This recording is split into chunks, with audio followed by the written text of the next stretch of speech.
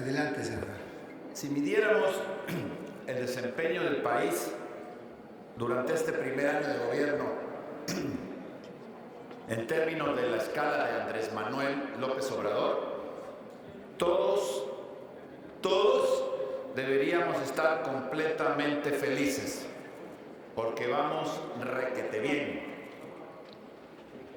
Sin embargo, fuera de posturas ideológicas y basándonos en datos concretos, este es, en voz de muchos analistas, expertos y por supuesto de quienes integramos las cámaras en la oposición, pues el año más desastroso de los últimos 4 presidentes en su inicio.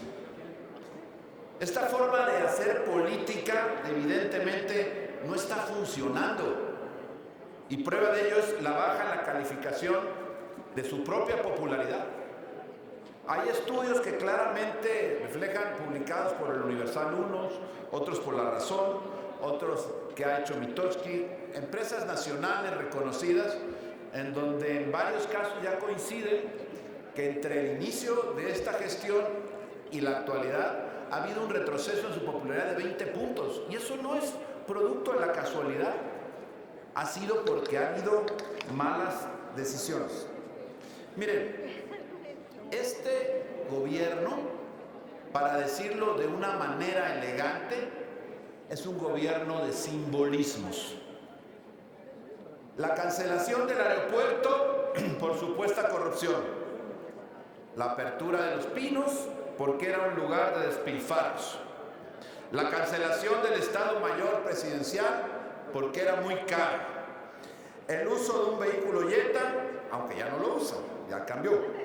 La supuesta venta del avión presidencial y otras naves donde a la fecha hemos pagado casi 20 millones de pesos y ahí sigue el avión, sin venderse, pero ya se dice que el avión se fue. El cambio de nombre al Instituto de Administración de Bienes y Activos al del Instituto para devolverle al pueblo lo robado, que al final hará lo mismo. Y así podemos enlistar un sinnúmero de símbolos que al final chocan con la realidad. Sabemos que no habrá crecimiento económico, todos lo sabemos, a pesar de que había un crecimiento muy pequeño, muy reducido, ahora ya no habrá crecimiento económico. Pero existe una promesa de que íbamos a crecer al 6% en algún momento, no sabemos cuándo, desde luego no en este año y no en esta administración, lamentablemente, por cierto, porque no le deseo esa desgracia a México.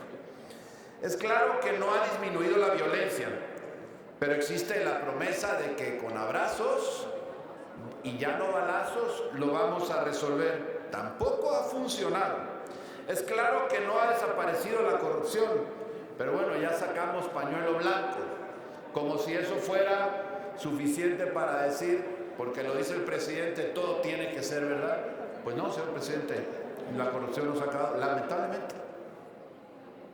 Hay una cosa que realmente lastima a la población, que cuando se habla del ataque o el combate precisamente a este mal que ha llevado al país a esta desgracia, simplemente se habla a costa de la eficacia. Se pretenda combatir la corrupción a costa de la eficacia. El día de hoy, el dictamen que estamos discutiendo, al final lo que nos ofrece es la propuesta en los términos del presidente. Llegó aquí, se revisó, se mejoró, se fue a la colegisladora y allá dijeron no, como el presidente lo dice. ¿Por qué? Porque es un símbolo que quiere. Porque al final de lo que habla es algo que en los hechos no va a ocurrir. Sabemos que el pago de impuestos representa una fuente de ingresos importantísima. Sin ellos no sería efectible todos los derechos que tienen los ciudadanos a exigirle a los gobiernos. Pero esto, la inversión pública, la educación, todos los servicios no se van a dar sin ellos. Al final, no estamos hablando de que se pueda condonar los impuestos. Lo que estamos hablando es que ya existe la posibilidad de hacerlo y que por supuesto condenamos las condonaciones que se hicieron en el pasado. El PAN las condena. El problema es que este dictamen no impide eso. Es una simulación, es un símbolo. Mañana poder decir, ya el presidente no va a poder condonar los impuestos. Pues no es cierto. Este punto y coma o este coma, como dijeron que al final se quitó, al final no cambia la redacción, no cambia el sentido. Lo que dice el 28 constitucional en su primer párrafo, aún con la modificación, con la fe de ratas, sostiene la posibilidad de lo que establece el 39 del Código Fiscal de la Federación, de que pueda haber condonación, de que pueda haber exenciones y de que pueda haber todo lo que dice el título de la... porque lo supedita a lo que digan las leyes. Y precisamente en esa ley secundaria, en el Código Fiscal, establece con perfecta claridad que se puede llevar a cabo y establece cuáles son las condiciones para poderlo realizar. Entonces, ¿cuál es la modificación?